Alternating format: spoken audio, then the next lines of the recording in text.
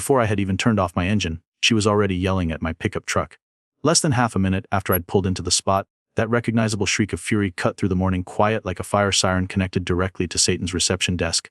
I casually leaned through the window, resting one arm on the side mirror while meeting her frantic gaze with a relaxed, well-practiced grin. The woman who demanded everyone address her as Mrs. Beechwood, though I'd seen her actual name Karen on plenty of homeowner association documents, was already speed dialing 911 with one hand while brandishing her phone at me like some kind of sacred artifact. "This parking isn't allowed here. This property is private. Our community has regulations," she screeched, her complexion turning redder than the tulips she likely intimidated into flowering. Just to be clear, I wasn't obstructing anyone's driveway or occupying a restricted parking area.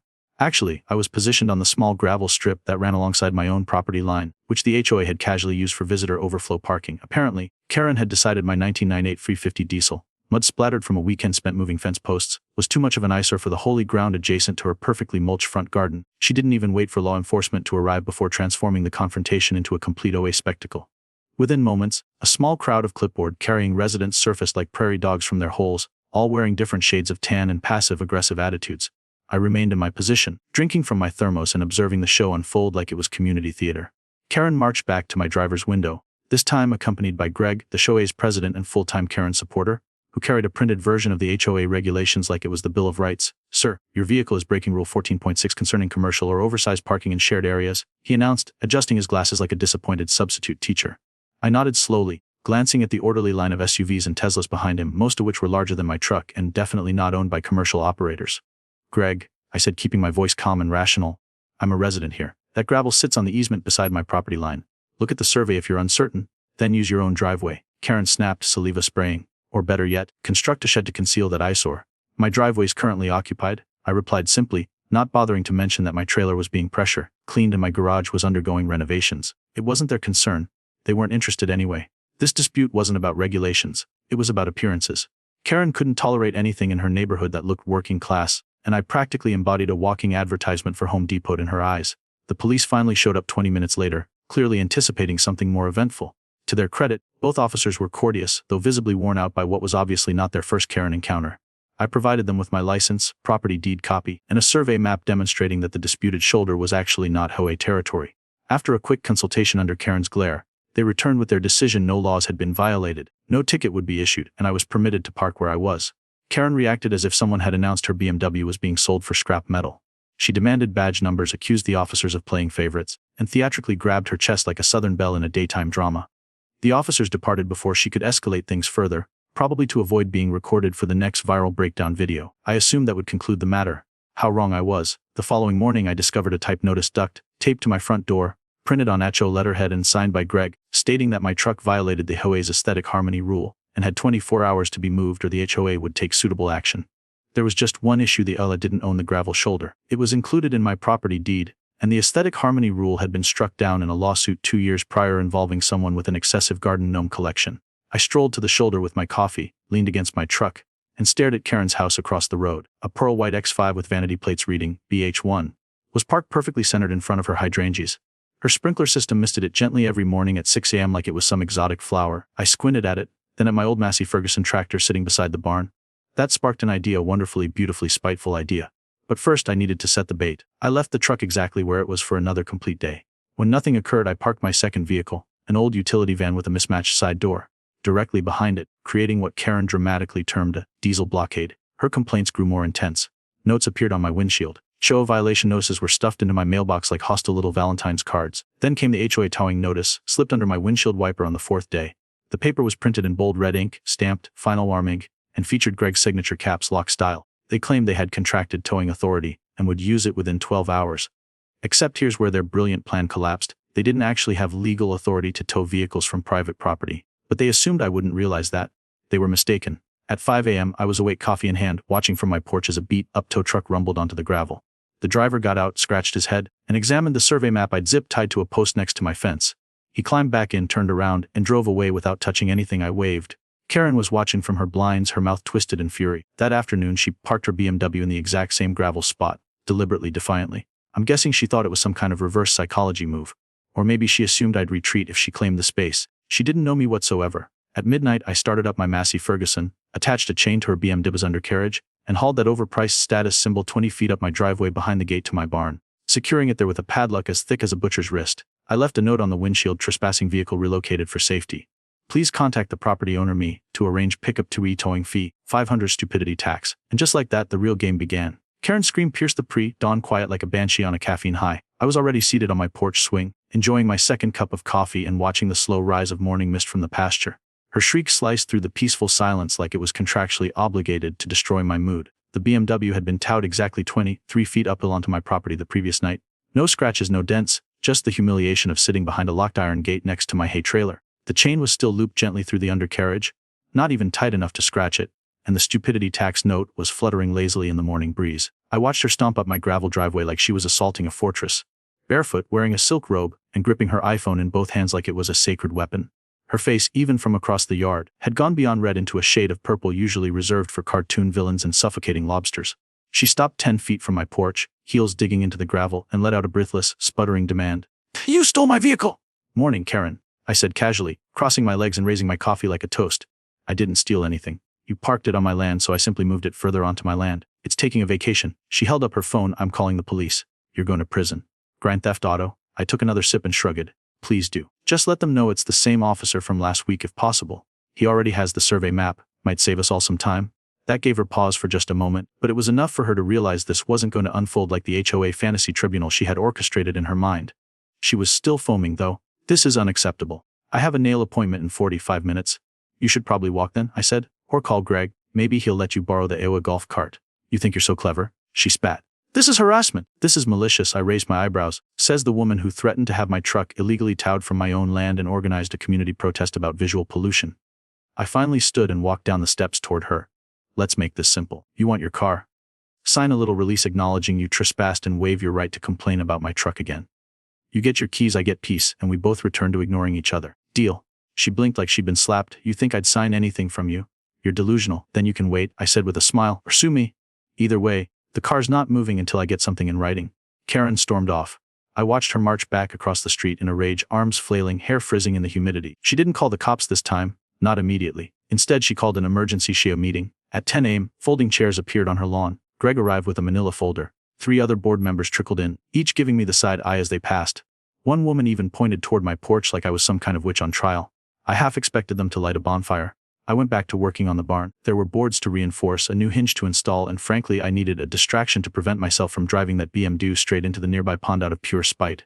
Around noon, Greg wandered over with his hands awkwardly in his pockets and a sheepish smile that practically screamed, "I regret everything." "Hey, so Karen's card, it's safe, right?" "Unharmed. Behind a locked gate on my land," I said, not looking up from my drill. "Want it back? She can sign the release." He scratched his neck. "That might be difficult." I chuckled. "Yeah, I imagine it would be. Pride's a hell of a thing." He stood there awkwardly for a moment before clearing his throat. "Look, can we just find some kind of compromise?" I said.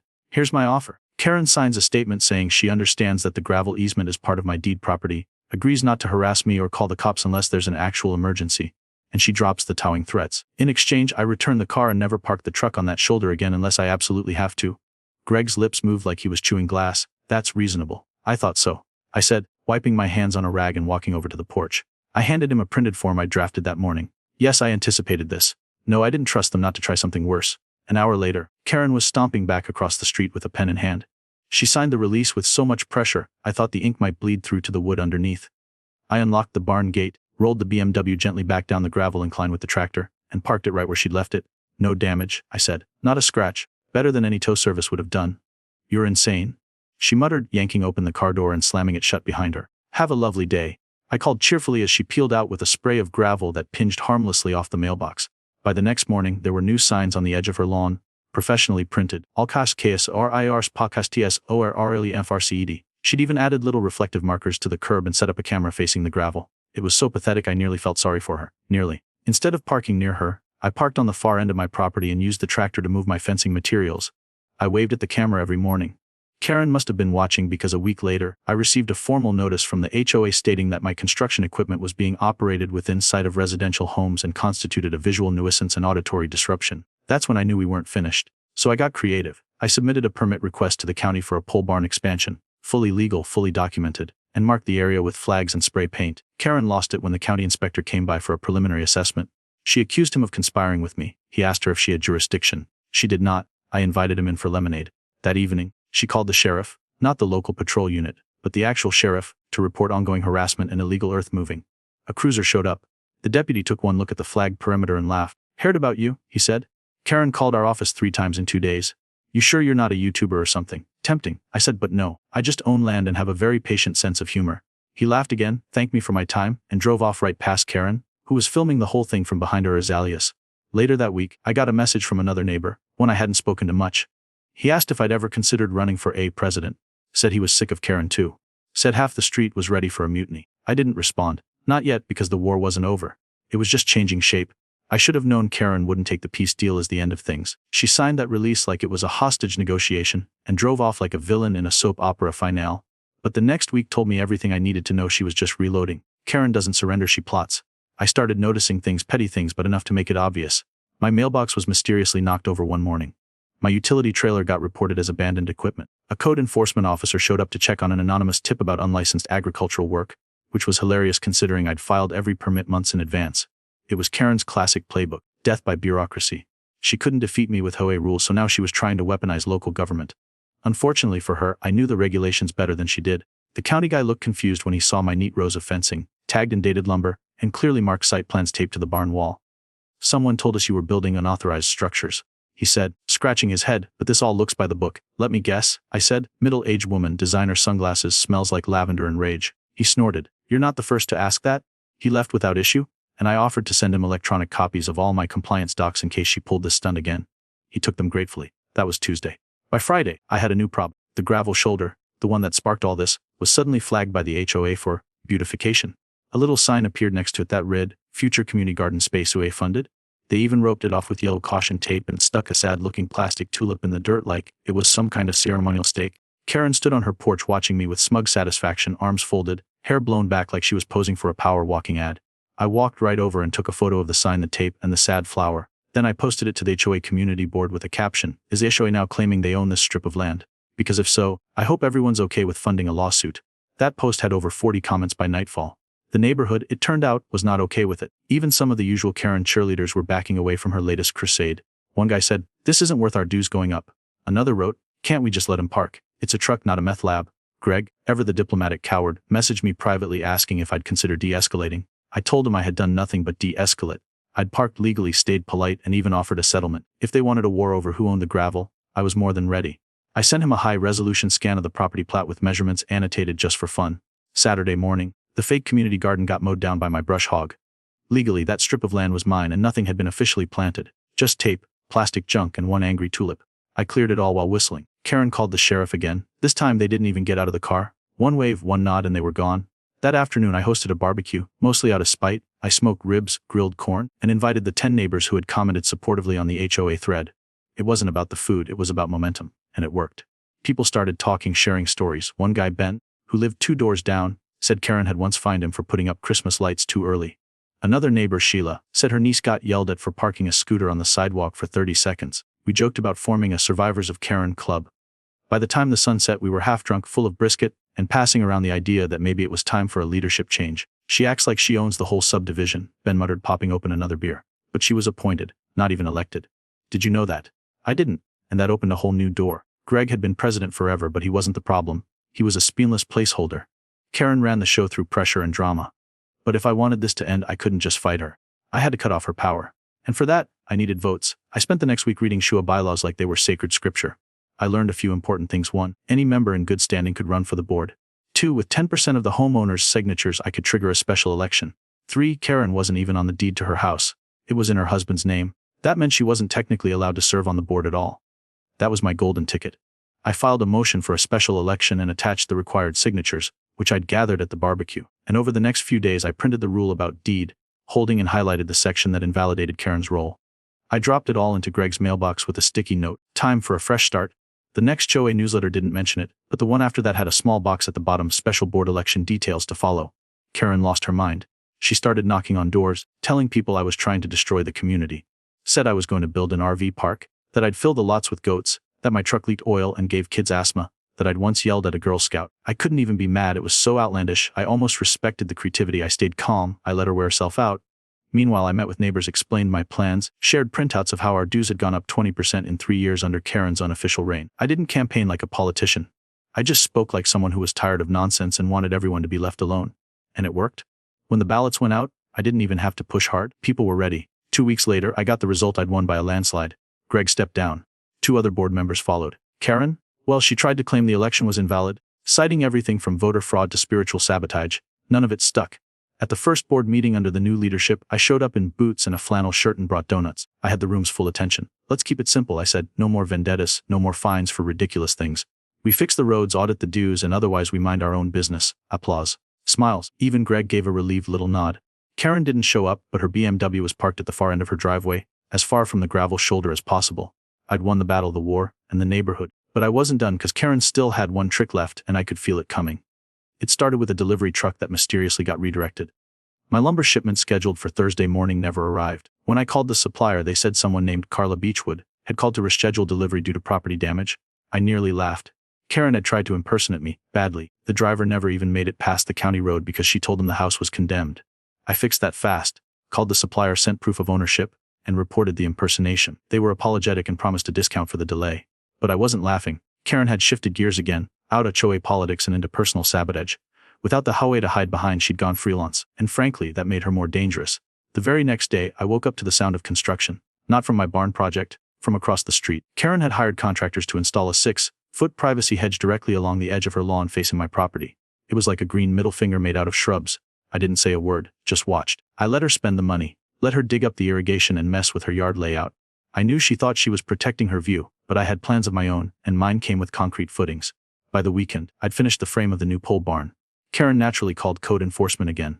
This time the inspector didn't even stop by. He called me from the road. Is she still trying to shut you down? He asked. Because this is getting old. Yep, I said. Want some ribs if you're in the area. He laughed and hung up.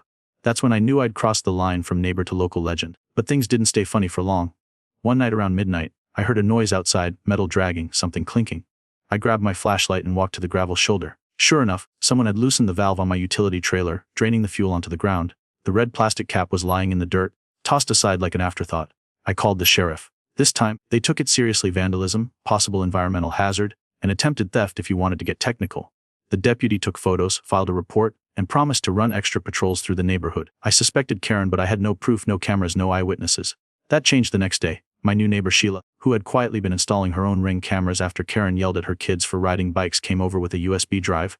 I think you'll want to see this, she said. On it was grainy but clear footage of Karen creeping around my property line in the middle of the night, holding a flashlight and wearing gardening gloves. She walked right up to the trailer, fiddled with something under it, then scurried away like a rat. The timestamp matched the moment I discovered the fuel leak. I called the sheriff again. This time I handed over the video. The deputy whistled low.